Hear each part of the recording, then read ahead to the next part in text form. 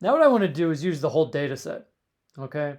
Deep learning is designed for exactly what it sounds like, deep learning, meaning you can go really deep with the data. So originally we actually shortened this to the number of rows, and now we're not going to. We're going to use the whole 20,000. So when it comes to this class, and same with the test set, we'll take the whole test set. When it comes to this class, we are not going to push the boundaries of computation because we want to be able to complete things within notebooks during class time. Okay. Certainly when you're on your own, you can really try to push the boundaries of computation. This is going to take longer, but I want to look at it with you and see how long it takes. Now, it's not just that it's 20,000 rows, it's 784 columns, right? That's a lot. Like what is that? I just throw an extra code in when I want to know something. 20,000 times 784. Look at that. So there are like, what even is that? You got the 3 zeros, 15,680,000 data points. Okay, that's a lot. And then like when the parameters, there's also a ton of parameters. So this will take a little time, but these are also designed to be very fast. So we're going to see how it goes. Get rid of that. And let's see, is there anything else I need to change before launching this? I'll probably just run everything. You can always like shorten the number of layers. I kind of just wanted to leave it to compare it to what was done before. And yeah, I'm just going to run it. Now, because the change was made in the first cell, again, runtime, you want to, I think, restart and run all. Okay? So go ahead and do that. Let's get down to this last, coding cell. We're going to get a new model. And, we're going to watch it and see how long it takes, right? You notice from before when it gets that first epic, it's like it's setting everything up, it doesn't crank out the answers yet. This is tenfold increase in data, right? Because before we had 2,000 rows, but now we've got 20,000. And you can see now, right? I mean, it's actually fast, but you can see on the computer, it's taking a little time. So you want to try to monitor all of this when you're coding so that you can, and again, 10% of the data not here, so it's training on less even. But then you're getting the validation accuracy each round, which is important. Note the accuracy on the left and the validation accuracy, which is the test score on the right. Okay, that's going to be different than testing on the data it's never seen before. So what I wanted to say is if you're in a case, you're working on your own project or something, and you're like, this is just taking too long, well, you can always, again, go up, like what I just took out, and set in rows to a smaller subset. Like you gotta do 100 even to like test things. You don't get very far in deep learning. There are 1,000. Deep learning is designed for a lot. It's designed for a lot of rows. Okay. All right. Scroll down here. See if we're still working. Looks like it finished, and look at that. You got better accuracy. It's the same data set, right? But more data, more accuracy. We're up to 96%. This is looking good. Hope you're feeling good about it. Now, the question is it still overfitting? Oh, look, I was looking in the wrong place. It's 90. It did hit 96%. Not really, right? Like look at the accuracy. Accuracy and validation accuracy are almost the same. So it's really not really overfitting. I mean, it's like 1 percentage point higher, so maybe slightly. Let me go ahead and show you another addition that we could try to see if it helps. And I will say this as well, right? We haven't been messing with the layers much. Once you kind of match, like we just matched accuracy and say the validation set, you can think, oh, well, maybe I should push it further now. Because if they're going up together, maybe I can get another one. Like, for instance, you could try another. Should we try it? Let's try it. Another group of those.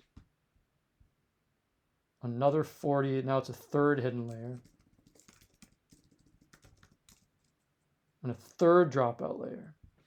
So I think this is what I'm going to do. We're going to do that. We're going to run it. I want to show the model summary this time because that's a lot of parameters. It's kind of amazing that it can like fine tune all these parameters in this amount of time. We're pushing computational limits at this point.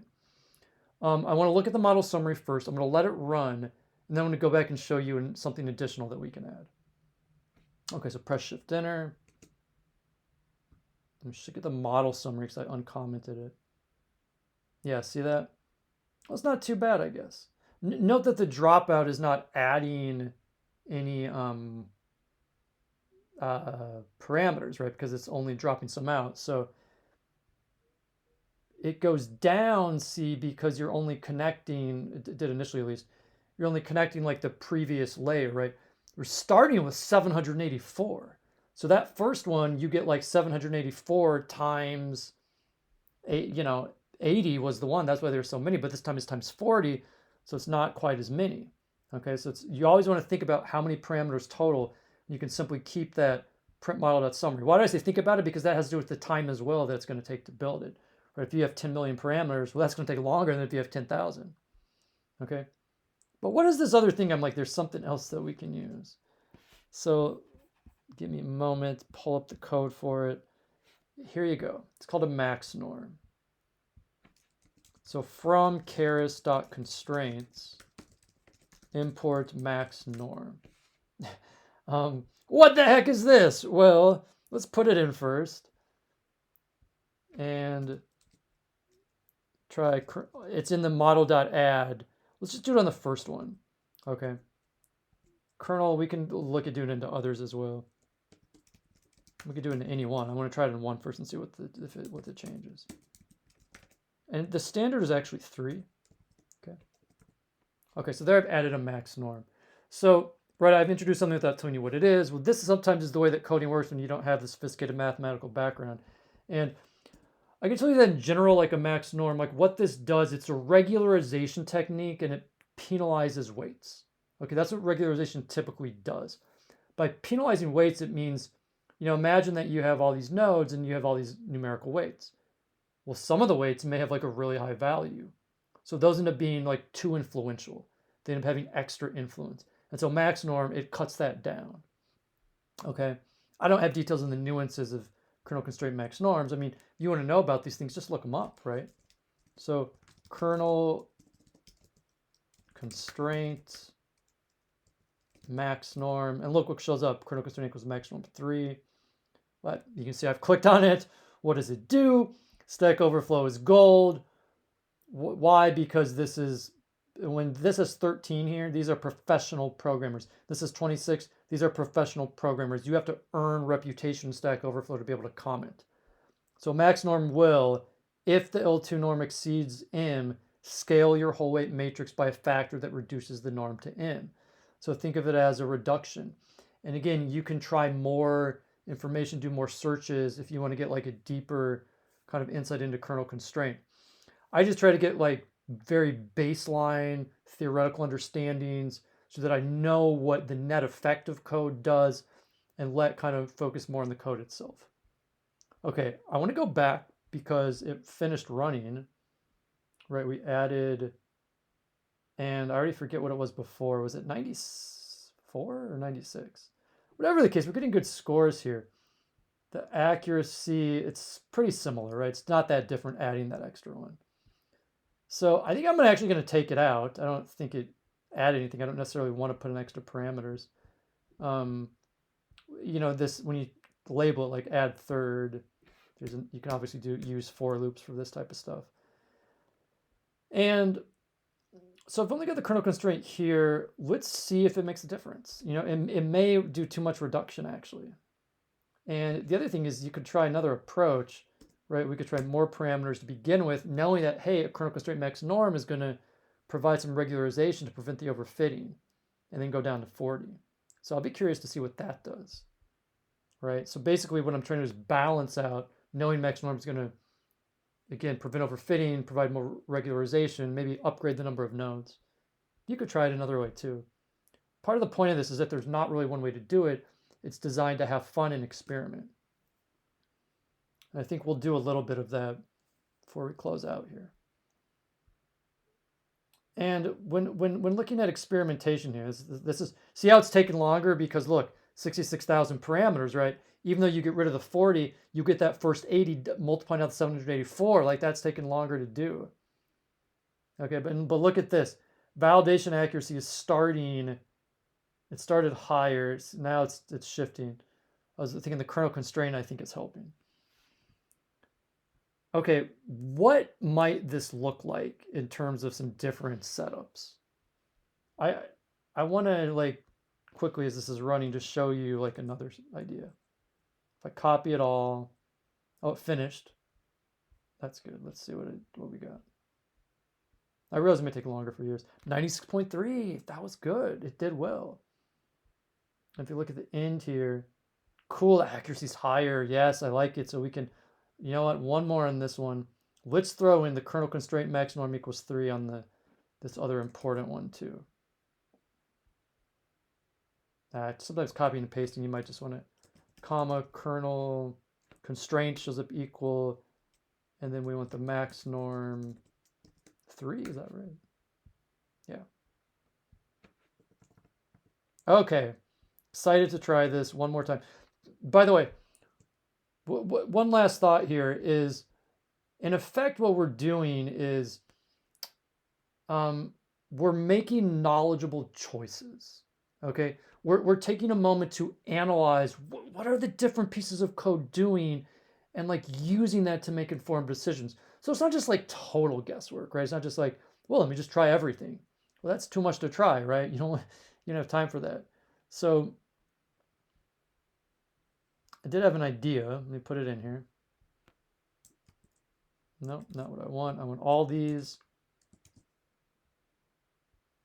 And yeah, sometimes it's nice to go in order, right? If you want to maybe add a new coding cell after. And that's good too, because you see what comes up, 96.7. We're like creeping up there, right? It's gonna be fun. I want you guys to explore with this and see what you can do.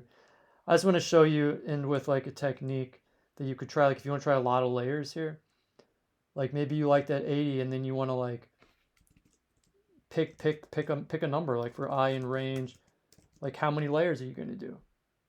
And you could specify it, right? So even from the top here, I could do it from the top, right?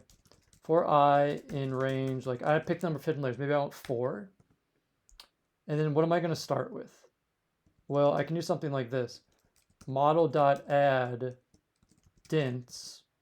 Well, what's I going to be? What if it's I times... Oh, this is... I kind of want a countdown in reverse. Oh, that's kind of like an extra coding thing. I was going to say I times 20. You guys know how to quickly reverse it? It's like 4 minus I. So it's like, whatever. 4 minus I times 20, because if you put in, it's going to go 0, 1, 2, 3, 4. So in effect, it reverses it 4, 3, 2, 1. Okay, that is going to add a layer, right? But the first one's going to be 80 because you start at 0. The second one's going to be 60. And then you can try like input shape. Oh, I forgot. I'm sorry. We're going to shift this because, again, the input shape you only specify in the first one. Okay, finish this out. Put this in here. I forgot too, the dropout. So these are helping us, right? The dropouts. And now I can use basically a loop to set up. We don't want the input shape there. I just want activation equals ReLU, kernel constraint max norm equals 3. And what that's, oh, and, right, for a for loop, I can put in always the dropout. And if I don't want to be stuck in an infinite loop, I want I plus equals 1. So you still need an output layer, okay? That doesn't change an output layer. So in effect, this is like, you could say loop through its more hidden layers. And what's this going to produce for me? It's going to produce, well, it's 0. I want to change to 3 minus I. It's going to give me 3 loops. What's the last one going to be? 20? Yeah, that's good. So we're going to go 80, 60, 40, 20, and 10. Okay? That's kind of fun. And I'm not saying like, oh, this is going to give us big improvements. I'm just saying, hey, look, if you want to do multiple run-throughs, you can try loops, okay? You can use like your Python code to kind of do it a little differently. You don't have to. And I'm going to run it and make sure it works for first. Invalid syntax. Okay. Let's go up here. for I in range 3, model.add dints. Here it is. I don't want to, oh, where'd it go? I don't want to close this parenthesis, right? Let's double check that now. Do I have too many parentheses here? That's for the kernel constraint. That's for the dints. I think I do have too many parentheses. Let me check it up here. Parentheses, dints, parentheses. Oh, I see what it is. So it's the 3 minus I does need to be in its own parentheses. So we need one here. Okay. And that then should provide a closing mark. You see how I use these parentheses here? Like if you shift back and forth, you know, it's going to highlight the one that it's connected to. Your last one should be connected to your first, otherwise you have an error. Okay. So that's a little sophisticated, I guess, that Python code, but you guys are advanced Python programmers. It should be okay. And it's going to run. Okay. So I will stop the video here. It's always, it's funny to stop it right before like the code runs. But I think we are officially out of time. And what's less important is what code score I get on my computer. And what's more exciting is the score that you get on your computer.